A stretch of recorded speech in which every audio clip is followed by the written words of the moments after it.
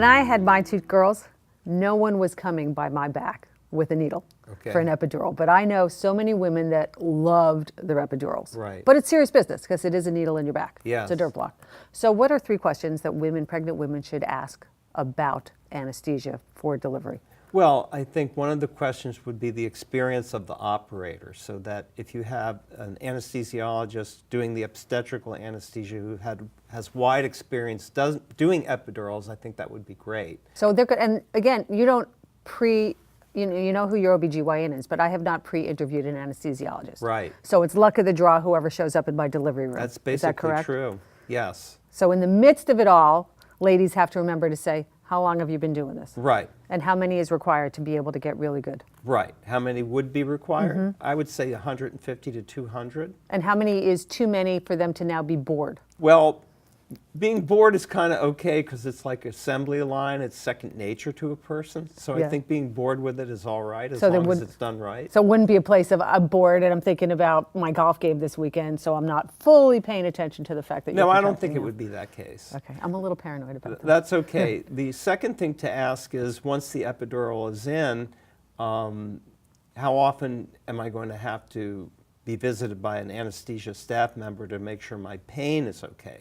So usually it's the labor and delivery nurses after the epidural's in who keeps checking on you to make sure your pain level is all right.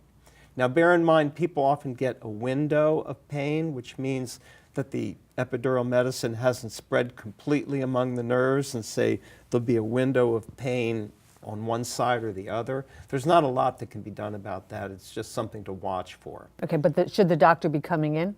You want the doctor to come in and check, is that true? The doctor can come in and check and maybe inject a little bit more medicine at that time, but there's no guarantee that window of pain is not going to go away. Does an epidural have to be repeated? Like, is it depending on how long my labor is? Do they inject more stuff in? Well, they put a catheter in, so Right. there's a continuous flow. Right.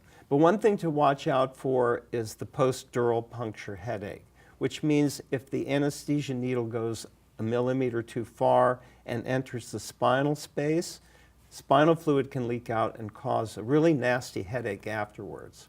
So that's something that you should watch out for, that if you start developing a severe headache, it means that the epidural needle punctured the spinal space. And what's the self-defense? What do you do about it then? Is that I got to go to the emergency room, or is that I take 2 Excedrin? No, they usually try to treat it with fluids and Tylenol, and if that doesn't help, the actual treatment is what's called a blood patch, and that means doing another epidural and putting your own blood in the epidural needle so that it patches the hole.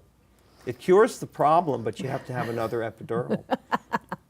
Oh, right, yeah. So are there other options? So if someone doesn't want to have an epidural and they do want to blunt the pain of delivery, are there other options? Well, there are intravenous pain medications, but a lot of times you can't give a lot because you don't want to affect the baby. Right. So there are natural treatments such as visualization, music therapy, pressure points, acupressure, but you know, the pain of childbirth is severe, and it's really not going to take care of the pain like an epidural will.